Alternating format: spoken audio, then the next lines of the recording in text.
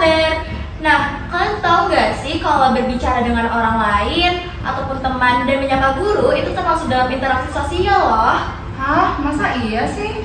Iya, dalam kehidupan sehari-hari tanpa kita sadari bahwa interaksi dengan orang lain ataupun suatu kelompok itu kita sering lakukan loh. Nah, tapi sebelum kita lanjut ke pembahasannya, ada baiknya kita berkenalan terlebih dahulu. Halo, nama saya Kila. Halo, nama saya Zara. Halo, nama saya Salwa. Halo, nama saya Trisa. Halo, nama saya Tasnim. Halo, nama saya Firda. Di sini kita berkumpul untuk membahas mengenai interaksi sosial.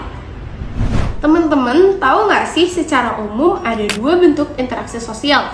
Yang pertama ada asosiatif dan disosiatif. Nah, kali ini kita akan membahas interaksi sosial asosiatif. Apa sih interaksi sosial asosiatif itu sendiri? Bentuk interaksi sosial asosiatif adalah bentuk interaksi sosial yang mengarah pada persatuan.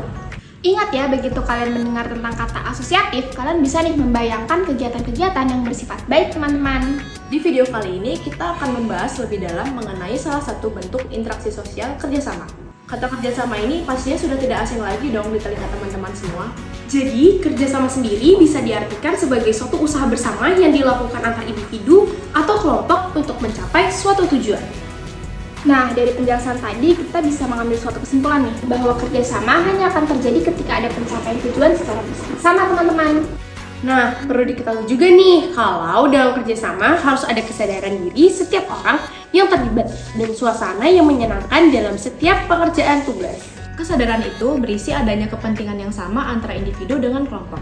Setelah ada kesadaran dan suasana yang menyenangkan, pada tahap berikutnya perlu ada kemampuan dari setiap anggota kelompok untuk mewujudkan kepentingan yang dituju tadi ya. Wah, berarti kerjasama akan selalu membawa kita ke arah yang positif ya, Kak? Eits, tunggu dulu. Akan tetapi di sisi lain, kerjasama juga dapat membawa kita ke arah yang negatif dan menjadi agresif loh. Hal tersebut dapat terjadi apabila ada salah satu anggota yang telah lama bekerja sama merasa kecewa ketika keinginannya tidak terpenuhi. Berdasarkan pelaksanaannya, kerjasama juga memiliki 5 bentuk nih teman-teman. Kerukunan, bargaining, kooptasi, koalisi, dan joint venture. Tenang-tenang, supaya tidak bingung kita bahas secara satu persatu, oke?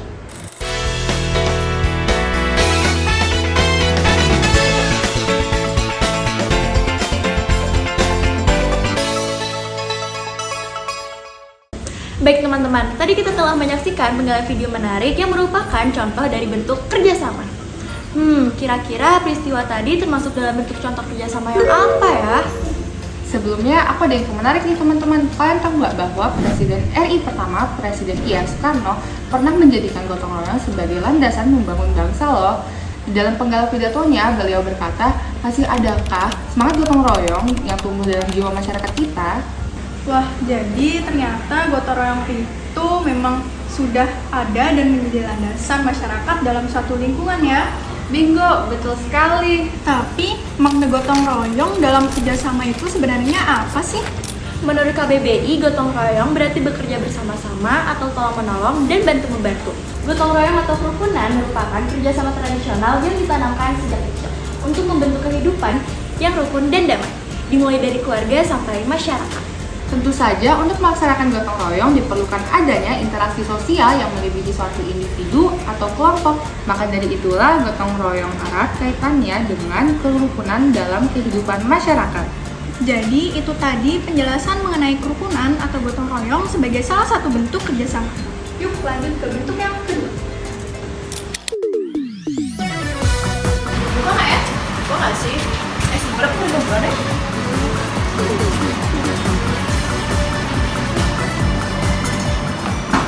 Kakila, iya. Duh.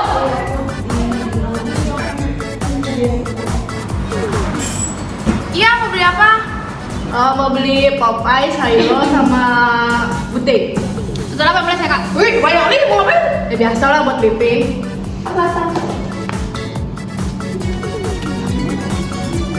Ya sabar.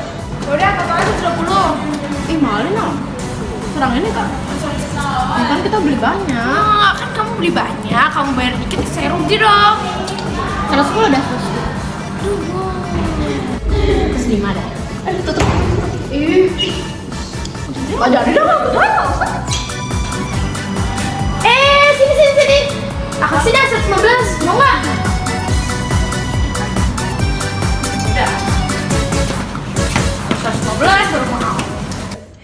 Dalam beberapa fenomena yang terjadi di penggalan video tadi, harga terakhir dari suatu barang atau jasa adalah harga kesepakatan bersama antara penjual dan pembeli yang dirasa adil bagi semua pihak.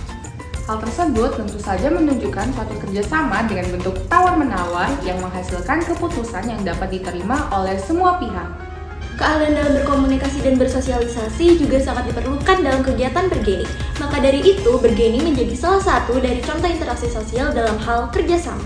Maupun non-COVID-19, maka dibutuhkan kebijakan tegas dari pemerintah untuk menekan laju penyebaran COVID-19.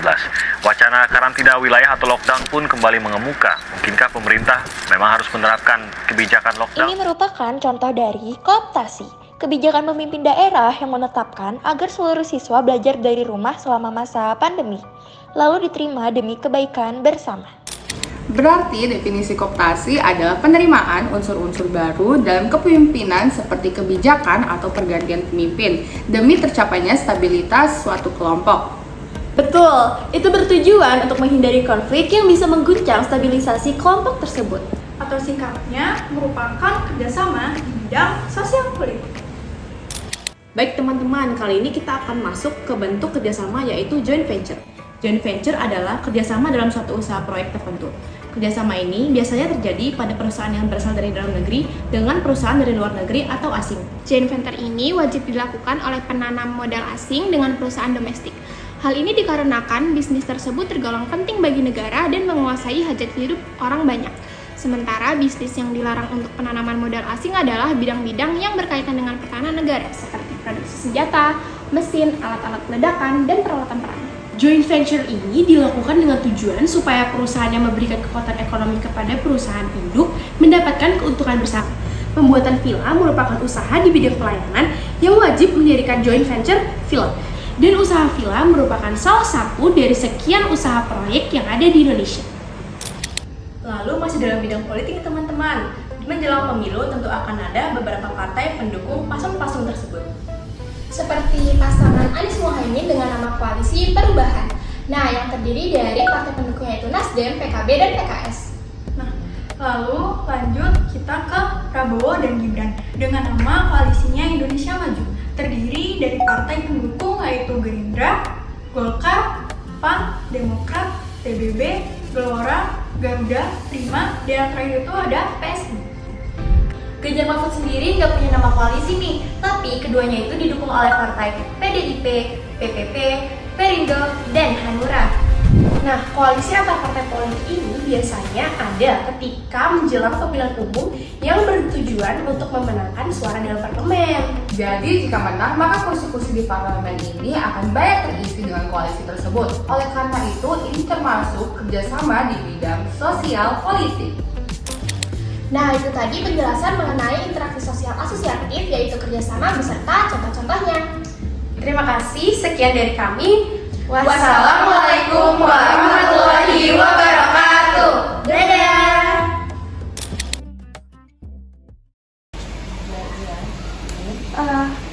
Belum nih.